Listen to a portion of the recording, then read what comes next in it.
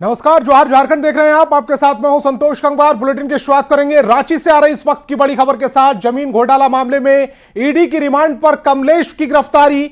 कमलेश को जेल से ईडी दफ्तर लाया गया है। जमीन घोटाले मामले में उससे पूछताछ होगी। कई मामलों को लेकर ईडी पूछताछ करेगी। कमलेश के ठिकानों पर करोड़ों रुपए मिले थे। जमीन घोटाला मामले में कमलेश मुख्य आरोपी है। 26 जुलाई को कमलेश की गिरफ्तारी की गई थी। जमीन घोटाला केस में कमलेश आरोपी है। 26 जुलाई को उसकी गिरफ्तारी की गई थी। इस खबर पर ज्यादा जानकारी दे रहे हैं न्यूज 18 संवाददाता ओम प्रकाश।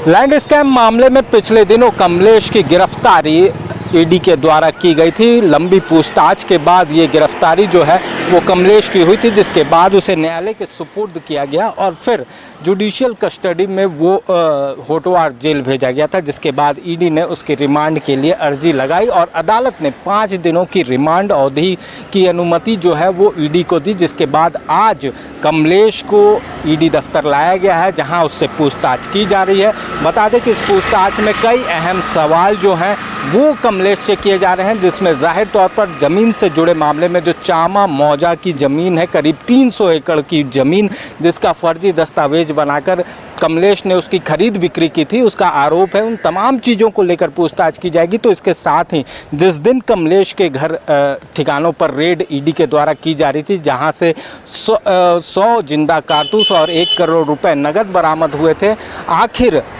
उसी दिन कांके सीओ के लॉगिन आईडी से 140 एकड़ भूमि की जो ऑनलाइन एंट्री थी उसे क्यों डिलीट किया गया, इन तमाम चीज़ों को लेकर भी पूछताछ जो है वो आने वाले 5 दिनों में कमलेश से की जानी है। अब देखना होगा कि इस पूछताछ में क्या कुछ खुलासे होते हैं और किस तरह से लोगों के नाम जो अब तक पर्दे के पीछे हैं उनके नाम किस तरह से सामने आते हैं। कैमरामैन संजीव तिवारी के साथ ओम प्रकाश, न्यूज़ 18 रांची।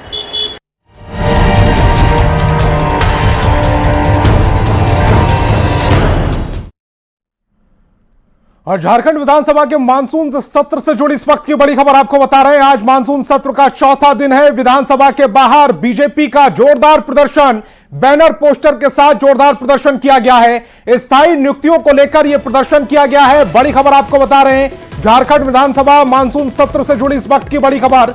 आज मानसून सत्र का चौथा दिन है और बीजेपी जोरदार प्रदर्शन कर रही है। विधानसभा के बाहर बीजेपी ने प्रदर्शन किया है। इस वक्त की बड़ी खबर आपको बता रहे हैं, बैनर पोस्टर हाथों में लेकर यह जोरदार प्रदर्शन किया गया है। तमाम गारंटियों का हवाला दिया जा रहा है। स्थायी नियुक्ति को लेकर यह प्रदर्शन किया जा रहा है। तो बड़ी खबर आपको बता रहे हैं रांची से इस वक्त की बड़ी खबर। झारखंड मानसून सत्र से जुड़ी इस वक्त की बड़ी खबर आपको बता रहे हैं। आज मानसून सत्र का चौथा दिन है। विधानसभा के बाहर बीजेपी का जोरदार प्रदर्शन जारी है। इस वक्त की बड़ी खबर आपको बता रहे, बैनर पोस्टर के साथ बीजेपी जोरदार प्रदर्शन कर रही है। स्थायी नियुक्तियों को लेकर यह प्रदर्शन किया जा रहा है। से ये भिज्ञ है सारा की कुछ जमीनी। और मानसून सत्र के चौथे दिन हेमंत सोरेन ने विपक्ष पर जोरदार हमला बोला। उन्होंने कहा कि मेरे जेल से आने के बाद विपक्ष को ज्यादा ही कांटा चुभ रहा है। हेमंत सोरेन ने आगे कहा है कि विपक्ष चिंता ना करे, हम सारे सवालों के जवाब देंगे। अध्यक्ष महोदय, बहुत सारी चिंताएं हमारे विपक्षों को है और इनको लगता है कि इनके जो चेयर है उसमें कांटा आ गया है नीचे से। अध्यक्ष महोदय इसे बैठ नहीं पाते चिंता से, लेकिन चतुराई घट जाता है, तब खड़े हो जाते हैं अध्यक्ष महोदय। चिंता से चतुराई घट जाता है। और मुझे लगता है जब से मैं जेल से बाहर आया हूं उसमें से तो कुछ ज्यादा ही इनको कांटा चुभ रहा है अध्यक्ष महोदय। खैर, मैं आपको आश्वस्त करता हूं, मैं सारे आंकड़े बताऊंगा। हमारी बारी आएगी, मैं आपसे आग्रह करूंगा कि आप हमारी बातों को सुनेंगे और बिल्कुल एकदम आपको संतुष्ट करके, मतलब भरपूर संतुष्ट करके हम आपको सदन से विदा करेंगे। और सत्र के चौथे दिन सदन में बीजेपी विधायक अनंत ओझा ने जल जीवन मिशन को लेकर सरकार को घेरा। तो मंत्री मिथिलेश ठाकुर ने अनंत ओझा के सवालों का जवाब दिया। अभी माननीय मुख्यमंत्री जी गए थे महोदय हमारे यहां, मैंने उनसे गुहार लगाई है कि शहरी पेयजल आपूर्ति योजना 2016 से प्रारंभ हुआ महोदय, आज तक एक घर में भी पानी नहीं मिला। साहेबगंज मेगा जल आपूर्ति योजना, माननीय मुख्यमंत्री जी उस समय मंत्री थे विभाग के, वो आज तक एक घर में भी पानी नहीं जा पाया, उसका भी उत्तर महोदय असत्य उत्तर इसमें दिया गया है। उसी प्रकार से मेगा जलापूर्ति योजना साहेबगंज, महोदय जिस पर मेरा सवाल है, क्या माननीय मंत्री जी से आपके माध्यम से पूछना चाहेंगे कि माननीय मंत्री जी ने कहा है साहेबगंज मेगा ग्रामीण जलापूर्ति योजना जो 2012-13 में प्रारंभ हुआ, इस योजना के तहत 13,000 घरों में जलापूर्ति की जा रही है। माननीय मंत्री जी, जो उत्तर आया है आपके साथ, ये उत्तर को सरकार का उत्तर मानने को तैयार है? साहेबगंज शहरी जलापूर्ति योजना का कार्य 2011-12 में शुरू हुआ था और पहले जिस संवेदक को काम दिया गया था उसका काम संतोषप्रद नहीं था होने के कारण उसको रिसाइन किया गया। रिसाइन करके नई एजेंसी को नए एस्टीमेट के तहत काम आवंटित हुआ अध्यक्ष महोदय, और उसमें बहुत सारी फिर से जो अड़चने आती हैं रेलवे के द्वारा, और वहां भारतीय अंतर्देशीय जल मार्ग प्राधिकरण के बंदरगाह वहां प्रस्तावित जो स्थल चिन्हित किया गया था WTP के लिए, तो उसके कारण योजना में देरी हुई और आज योजना की स्थिति यह है, स्थल परिवर्तित करके WTP का काम भी तेजी से चल रहा है और इस योजना में 88.30% कार्य पूरा कर लिया गया और दिसंबर माह तक ये योजना, मैं आश्वस्त करना चाहूंगा माननीय सदस्य महोदय को कि दिसंबर माह तक ये योजना पूर्ण कर ली जाएगी। और झारखंड विधानसभा के बाहर विपक्षी विधायकों का हल्ला बोल जारी है। स्थायी नियुक्तियों का मुद्दा बनाते हुए बीजेपी बैनर पोस्टर के साथ प्रदर्शन कर रही है। विधानसभा से ज्यादा जानकारी दे रहे हैं न्यूज 18 संवाददाता संजय सिन्हा।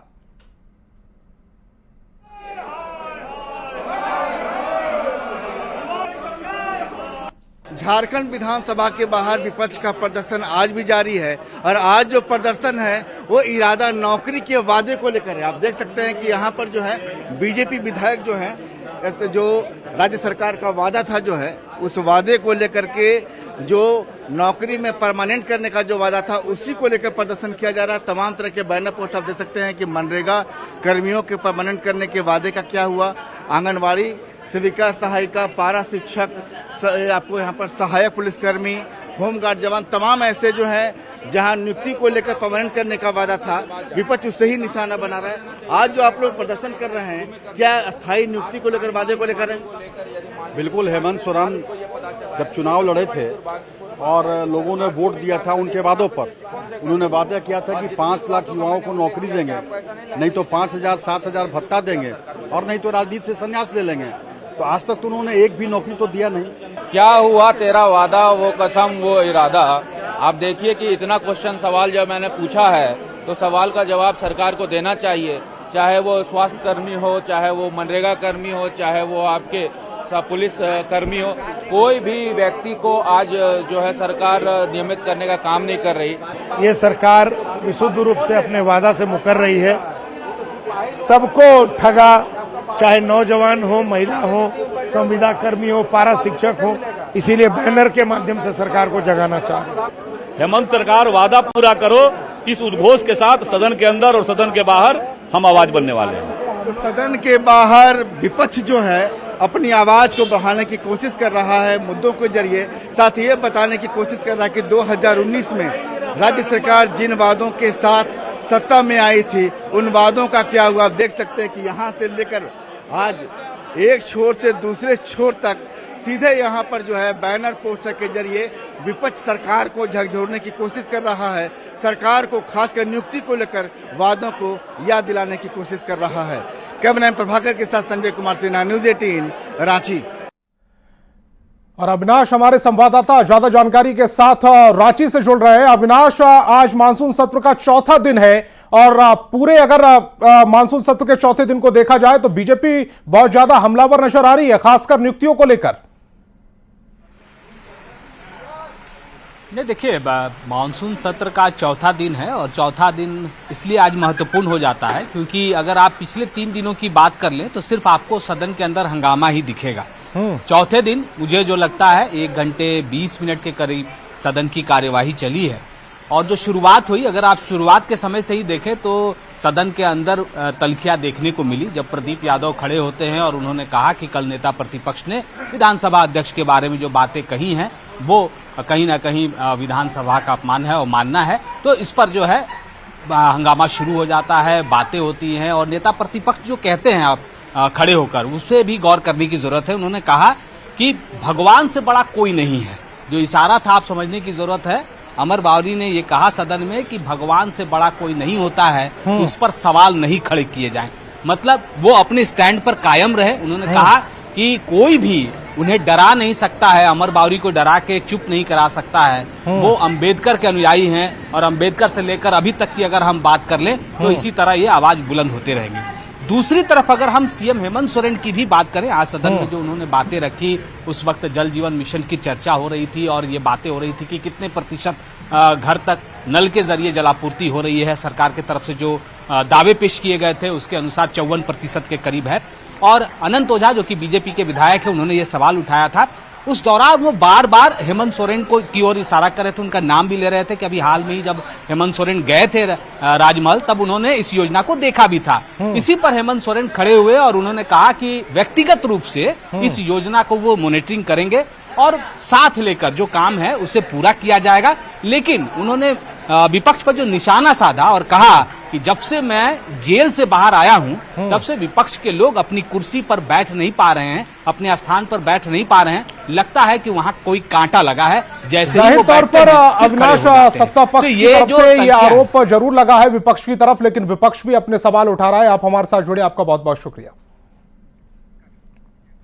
और नन टैक्स पेयर को मुफ्त बालू उपलब्ध कराने के राज्य सरकार के फैसले को निर्दलीय विधायक सरयू राय ने हवा हवाई बताया है, तो कांग्रेस विधायक प्रदीप यादव ने सरयू राय के बयान पर पलटवार कर दिया है। और जो नन टैक्स पेयर हैं या गरीब हैं, उस बालू का क्या करेंगे? उस बालू का इस्तेमाल अपने करेंगे कि किसी टैक्स पेयर को बालू बेच देंगे? सरकार ने इसका कोई प्रावधान करने की घोषणा। और संतोष गंगवार ने झारखंड के 12वें राज्यपाल के तौर पर शपथ ली। राजभवन के बिरसा मुंडा में झारखंड उच्च न्यायालय के acting chief justice Sujit Narayan Prasad ने उन्हें पद और गोपनीयता की शपथ दिलाई। शपथ ग्रहण के बाद मुख्यमंत्री हेमंत सोरेन ने उन्हें शुभकामनाएं दी। तो शपथ लेते हुए संतोष गंगवार इन तस्वीरों में नजर आ रहे हैं। वो 12वें झारखंड के राज्यपाल के तौर पर शपथ ले रहे हैं और इसके साथ ही उन्हें शुभकामनाएं देने का दौर भी शुरू हो गया है। 1989 में बरेली से सांसद चुने गए थे पहली बार, और बरेली जो कि उत्तर प्रदेश की महत्वपूर्ण सीट है, उसके बाद 1996 में बीजेपी के संगठन के प्रदेश सचिव भी रहे। लगातार 7 बार वो सांसद चुने गए और 8 बार वो सांसद के तौर पर बरेली का प्रतिनिधित्व कर चुके हैं। चक्रधरपुर रेल मंडल में हादसे के दूसरे दिन भी तेजी से मरम्मत का काम किया जा रहा है। रेलवे की तरफ से घटना स्थल पर ही सहायता केंद्र खोल दिए गए हैं। मेडिकल की टीम भी घटना स्थल पर मौजूद है। मौके से ज्यादा जानकारी दे रहे हैं न्यूज 18 संवाददाता प्रभंजन कुमार। किस तरह फोटोबेड़ा में जहां पर रेल दुर्घटना घटी थी, आज दूसरे दिन भी यहां पर तेजी गति से यहां पर रेलवे लाइन में यहां पर काम चल रहा है और रात भर यहाँ पर काम किए गए हैं। हम यहाँ पर जो काम जो कर रहे हैं, जो यहाँ पर कर्मी, हम उनसे भी बात करने का प्रयास करते हैं कि किस तरह वे लगातार 24 घंटे से इस रेलवे लाइन पे वे काम कर रहे हैं। और सबसे बड़ी यहाँ पर जो दुर्घटना घटी थी यहाँ पर इस जगह पे, तो वे अभी भी यहाँ पर रेलवे लाइन को क्लियर करने का काम कर रहे हैं। आपका नाम क्या हुआ? छोटेलाल सोय। कैसे काम कब तक कर रहे हैं, तेजी से कर रहे हैं? काम बहुत जोरदार हो रहा है, बहुत तेजी से हो रहा है। अभी कुछ घंटा लगभग आज शाम तक हो जाने की संभावना है जी। डी कच्छप बताइए क्या काम कर रहे हैं? हम लोग इसी का काम कर रहे हैं, ओवर हेड वाले तार को जोड़ जाड़ कर रहे हैं। खंबा हम लोग 6 खंबा गिरी हुई है, उसको ये कर रहे हैं। तो कई तरह के जो कर्मी हैं वे अपने अपने काम पे यहाँ पर लगे हुए हैं। कोई बिजली का पोल दुरुस्त कर रहा है, कोई रेलवे लाइन यहाँ पर ठीक कर रहा है, कोई बोगी हटाने का काम कर रहा है। कर्मी सैकड़ों जो रेल कर्मी हैं वे दिन रात यहाँ पर मेहनत कर रहे हैं ताकि जल्द से जल्द इस लाइन को क्लियर कर लिया जाए। आपको बता दें कि संभावना व्यक्त की जा रही है कि आज दोपहर या फिर आज शाम तक इस जगह पे आपको रेलवे लाइन जो है वो क्लियर हो सकता है। और इस काम के लिए सारे अधिकारी के जो सारे विभाग के जो अधिकारी है वह यहाँ पर कैंप किए हुए हैं। प्रभंजन, न्यूज 18 सरायकेला। तो हावड़ा मुंबई रूट पर अभी परिचालन जो है वो पूरी तरह से ठप है। परिचालन को शुरू करने की कोशिशें की जा रही है। रेल कर्मियों को इस कार्य में लगाया गया है और रेल कर्मियों की बाइट भी हमने आपको सुनवाई। किस तरह से परिचालन शुरू किया जा रहा है वो तस्वीरें सब आप अपनी टेलीविजन स्क्रीन पर देख पा रहे हैं।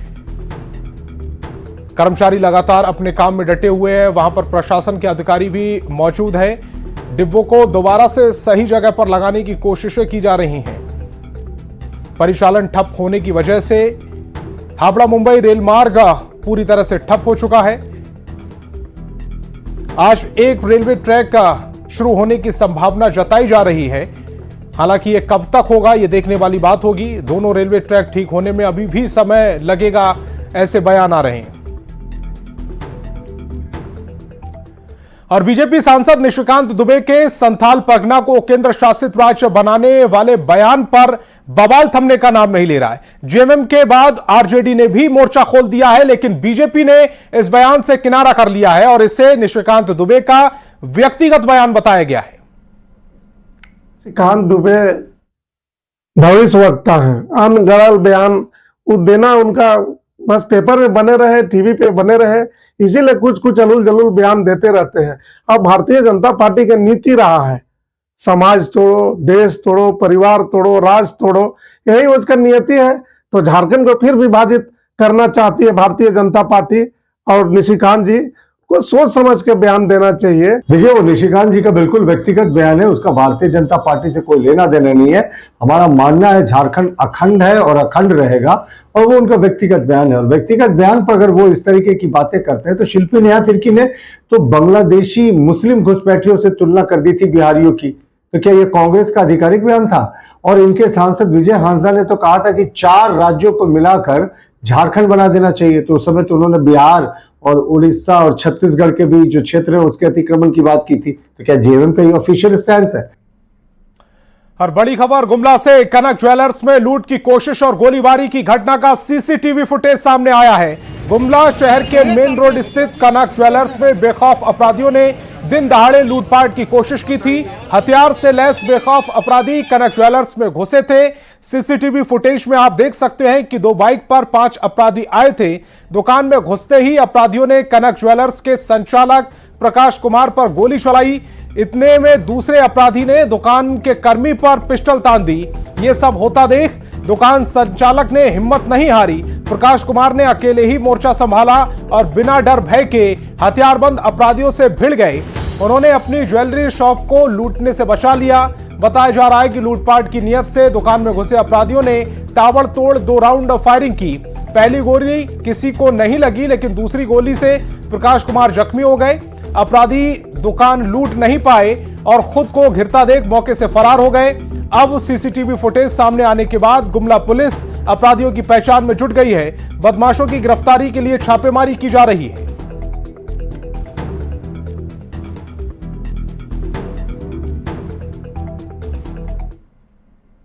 बाहर की। कितने लोग थे? 3 लोग थे। गोली चला के फरार हो गए। अरे वो तना नहीं, पहले एक गोली चलाया और फिर लूटने का कार्यक्रम शुरू किया।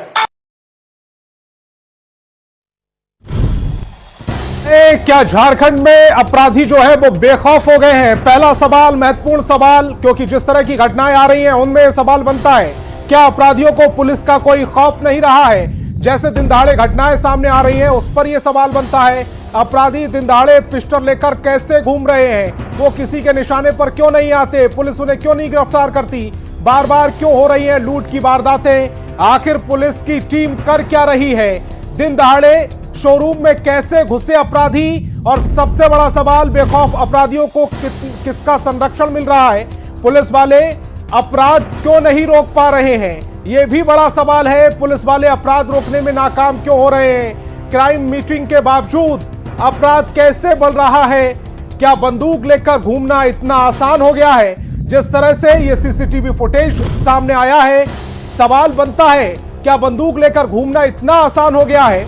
अपराधियों के हौसले इतने बुलंद कैसे होते जा रहे हैं? क्या पुलिस की टीम गश्ती नहीं करती, और करती है तो उसका फायदा क्यों नहीं हो रहा है? और गुमला से बड़ी खबर मिल रही है। ज्वेलरी दुकान में गोलीबारी के मामले से जुड़ी इस वक्त की बड़ी खबर आपको बता रहे। चैंबर ऑफ कॉमर्स का आज गुमला बंद है। लोगों ने सभी दुकानों को बंद करा दिया है। बसों का आना जाना भी लोगों ने बंद करा दिया है, यानी कि जो बसें चल रही थी उनको भी पूरी तरह से बंद करा दिया है। लोगों ने पटेल चौक जाम कर दिया, नारेबाजी की है। गोलीबारी के अपराधियों की गिरफ्तारी की मांग की जा रही है। कनक ज्वेलर्स में गोलीबारी हुई थी, उसका सीसीटीवी भी हम आपको दिखा रहे हैं और उसके बाद से अब गुमला बंद कर दिया गया है। चैंबर ऑफ कॉमर्स ने आज गुमला बंद किया है, साथ ही साथ दुकानें बंद करा दी, बसों की आवाजाही बंद करा दी है। और गुमला में हुई इस बड़ी वारदात को लेकर बीजेपी ने राज्य सरकार पर सवाल खड़े कर दिए हैं। बीजेपी विधायक सीपी सिंह ने कहा है कि झारखंड में अपराधी बेलगाम होते जा रहे हैं, पुलिस सिर्फ वसूली कर रही है, अपराधियों में पुलिस का कोई खौफ नहीं है, प्रशासन का कोई डर नहीं है, राज्य सरकार अपराधियों पर नकेल कसने में फेल हो रही है। अपराधी इतने मदमस्त हो गए हैं, इन्हें डर भय नाम का चीज नहीं, प्रशासन का इकबाल ही नहीं रहा। प्रशासन खुद जब इस तरह की चीजों में संलिप्तता रहती हो तो अपराधी तो बेलगाम होंगे ही। तो जोहार झारखंड में आज फिलहाल इतना ही। आप देखते रहिए न्यूज़ 18 बिहार झारखंड।